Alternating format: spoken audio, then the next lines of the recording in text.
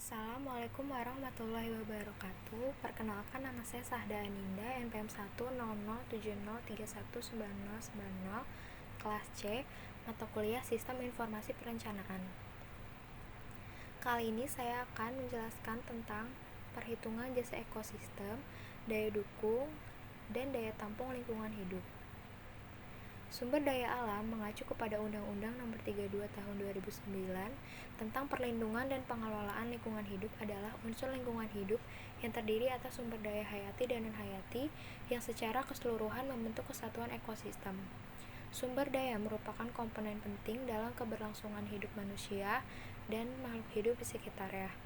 Parameter pemanfaatan sumber daya alam secara fisik mempunyai keterbatasan untuk diolah dan dimanfaatkan. Dampak penurunan kualitas dan kuantitas lingkungan dapat mengakibatkan bencana di suatu wilayah, sehingga untuk menjaga keseimbangan tersebut perlu mempertimbangkan aspek kemampuan daya dukung dan daya tampung suatu wilayah.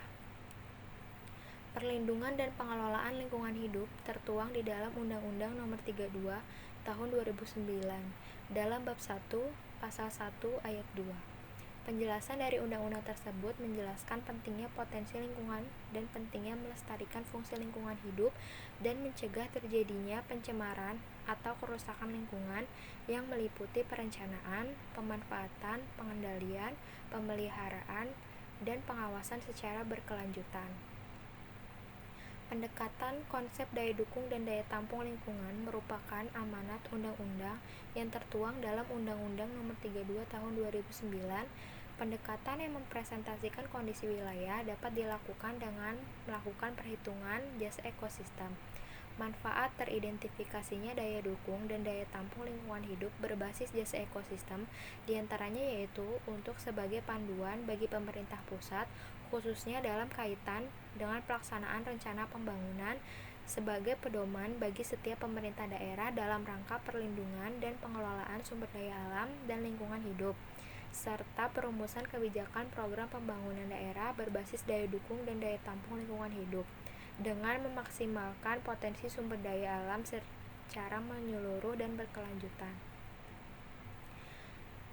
Perhitungan jasa ekosistem. Jasa ekosistem merupakan manfaat yang diperoleh manusia dari suatu ekosistem. Salah satu pemanfaatan informasi jasa ekosistem digunakan untuk pengelolaan lingkungan dan sumber daya alam, serta perencanaan tata ruang.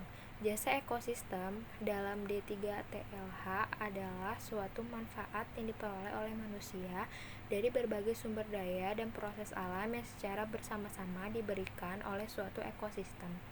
Jasa ekosistem dikategorikan menjadi 4, yaitu meliputi jasa penyediaan, jasa pengaturan, jasa budaya, dan jasa pendukung.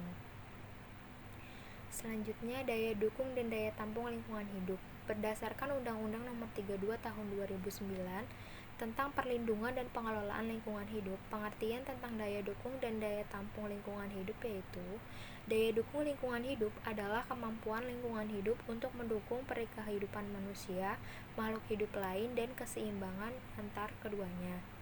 Daya tampung lingkungan hidup adalah kemampuan lingkungan hidup untuk menyerap zat, energi, atau komponen lain yang masuk atau dimasukkan ke dalamnya.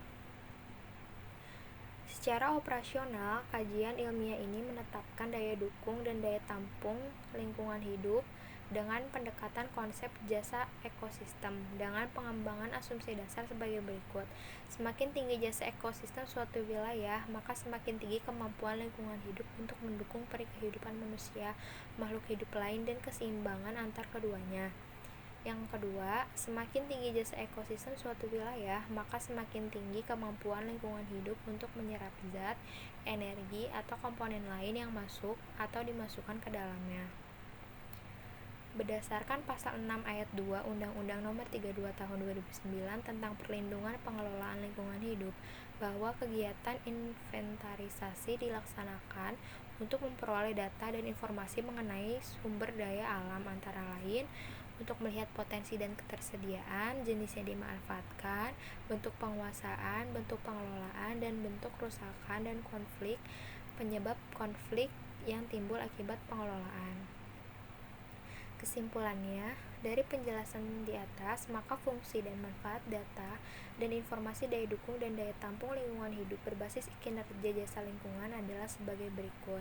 Sebagai prediksi, yaitu melakukan prediksi dampak dan risiko lingkungan dari sebuah rencana terhadap ekosistem. Kedua, sebagai pengarah, yaitu mampu memberikan arahan lokasi yang tepat dan minim risiko lingkungan. Yang ketiga, sebagai pengendali, yaitu upaya pengendalian pemanfaatan ruang wilayah yang dapat menimbulkan kerusakan dan kerugian lingkungan.